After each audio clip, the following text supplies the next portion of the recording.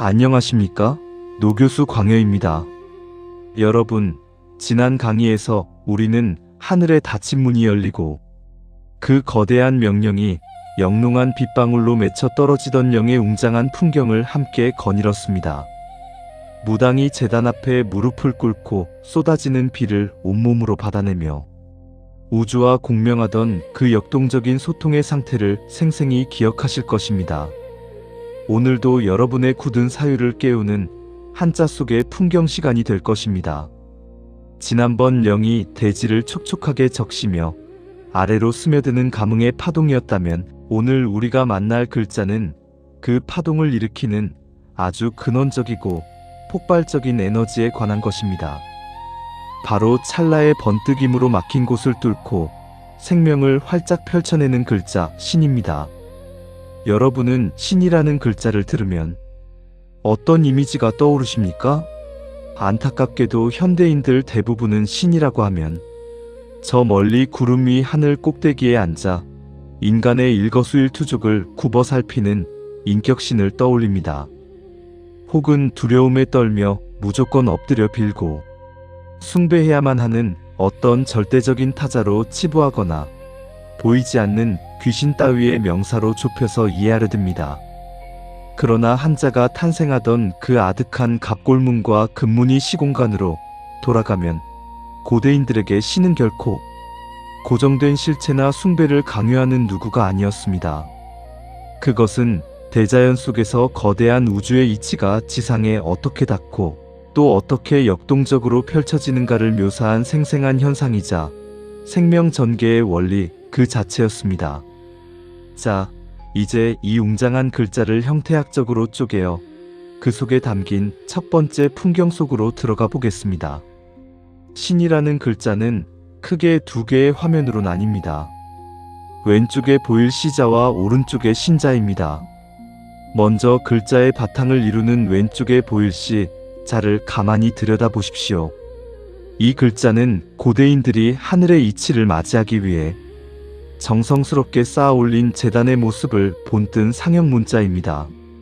어두운 밤 혹은 여명의 시간에 제단 위로 하늘에 떠있는 해와 달 그리고 영롱한 별빛이 일직선으로 내리비치는 경건한 형상입니다. 여기서 우리는 인문학적으로 아주 중요한 첫 번째 통찰을 얻게 됩니다. 보이지 않는 하늘의 섭리나 우주의 궁극적인 이치는 인간이 땅을 파고 억지로 캐내거나 찾아 헤매서 얻어내는 것이 아닙니다. 하늘이 스스로 그 맑은 기운과 빛을 대지 위로, 제단 위로 자연스럽게 내비치는 것입니다. 이처럼 보이지 않던 우주의 아득한 이치가 마침내 가시적인 우리 삶의 세계로 건너와 스스로를 드러내는 첫 번째 단계, 그것이 바로 시가 품고 있는 드러남의 풍경입니다. 이제 시선을 오른쪽으로 옮겨 이 글자의 심장부이자 본질인 신자를 마주할 차례입니다. 우리는 흔히 이 글자를 말하다 혹은 12지의 아홉째 지지를 뜻하는 글자로만 암기하고 지나칩니다. 그러나 그 원형의 시공간, 고대인들이 거북의 껍질에 문자를 새기던 때로 돌아가면 우리의 시야를 압도하는 장엄한 자연의 스펙터클이 펼쳐집니다. 갑골문 속의 신자를 보십시오. 그것은 캄캄한 하늘을 구불구불하게 가로지르며 내리치는 거대한 번개의 상형입니다. 여러분, 한밤중의 뇌우를 한번 상상해 보십시오. 천지가 먹물처럼 어두워 아무것도 보이지 않고 모든 생명이 두려움에 숨죽이고 있을 때 순식간에 하늘을 찢으며 거대한 번개가 내리칩니다. 그 찰나의 번뜩임은 감춰져 있던 만물의 형태를 일순간에 대낮처럼 환하게 드러냅니다. 우주에 가득 차 있던 거대한 에너지가 어느 한순간 임계점을 넘어 지상으로 폭발하듯 분출되는 그 웅장한 현상, 그것이 바로 고대인들이 목격한 번개이자 신의 실체였습니다. 그렇다면 이 번개의 찰나적인 분출은 지상에 닿아 어떤 작용을 일으킬까요? 번개를 뜻하던 자영인 신이 훗날 왜 사방으로 뻗어나간다는 뜻의 펼신으로 분화되었는지를 이해하는 것이 오늘 강의의 핵심이자 절정입니다.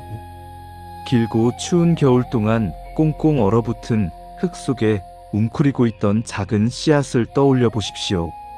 그 씨앗 안에는 싹을 틔울 거대한 생명력이 고난의 시간을 견디며 잔뜩 움츠러들어 잠재되어 있습니다.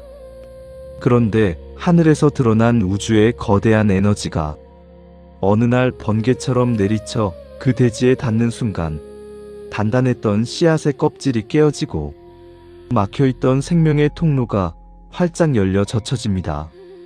하늘에서 내리친 번개의 빛과 소리가 사방으로 거침없이 퍼져나가듯 움츠렸던 생명의 기운이 사방으로 줄기를 뻗으며 활짝 펴지게 되는 것입니다.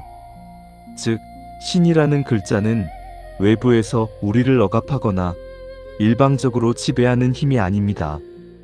내 안에 웅크린 채 잠재되어 있던 기운을 깨워 막힘없이 소통하게 하고 무한한 지평으로 전개되도록 만드는 역동적인 펼침의 힘입니다.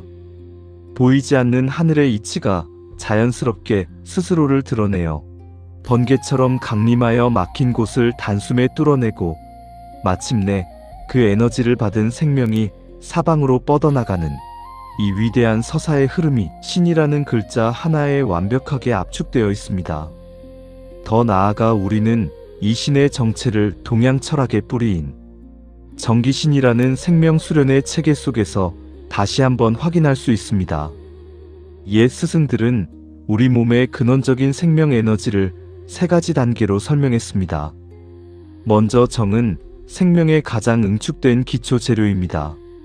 씨앗 안에 갇힌 거대한 잠재력과도 같으며 주역의 원리로 보자면 안으로 힘껏 굽히고 갈무리 된 굴의 상태입니다. 이 응축된 재료를 움직이게 하는 파동이 바로 기입니다.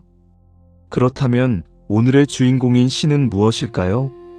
그것은 하단전에 응축된 정이 기의 추동을 받아 머리 끝까지 솟구쳐 올라 마침내 찰나의 번개처럼 뇌 속에서 번뜩이며 터져나오는 찬란한 생명의 빛을 의미합니다. 캄캄한 구름 속에 응축되어 있던 전하가 요동치는 대기를 만나 지상을 향해 거침없이 번개로 화하듯이 우리 내면의 생명력이 극점에 달해 사방으로 활짝 펴지는 상태가 바로 정기신에서 말하는 신의 경지입니다. 결국 신을 얻는다는 것은 저 밖의 신비한 존재를 만나는 것이 아닙니다.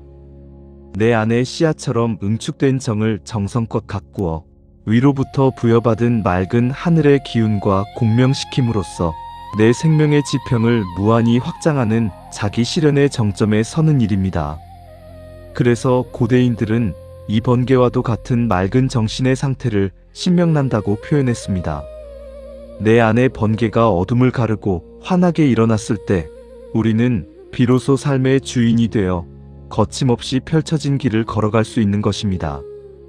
이 지점에서 우리는 지난 강의에서 배웠던 영의 풍경을 다시 소환하여 두 글자를 입체적으로 겹쳐보아야 합니다. 고대인들은 대자연과 영혼이 소통하는 최고의 경지를 일컬어 흔히 신령하다라고 표현했습니다. 이 두 글자를 나란히 두고 대자연의 화폭을 그려보십시오. 하늘에서 비가 내리고 그 빗방울이 처마 끝에 영롱하게 맺히며 대지와 섬세하게 소통하는 것이 영의 정밀한 상태라면 캄캄한 어둠을 가르고 번개처럼 분출하여 잠든 생명을 확 깨워 사방으로 펼쳐내는 폭발적인 에너지가 바로 신입니다. 그러므로 진정으로 신령하다는 것은 산속에 들어가 초능력을 얻거나 귀신과 접신하는 기복적인 신앙의 상태를 뜻하는 것이 아닙니다. 그것은 우주의 근원적인 번뜩임과 그 에너지가 내면에서 폭발적으로 전개되는 과정이 내 마음의 맑은 거울에 빗방울처럼 투명하게 맺혀 이치와 감응하는 지극한 합일의 경지입니다. 우리는 삶 속에서 고난이나 수양을 통해 때로는 기운을 응축해야 할 때가 있습니다.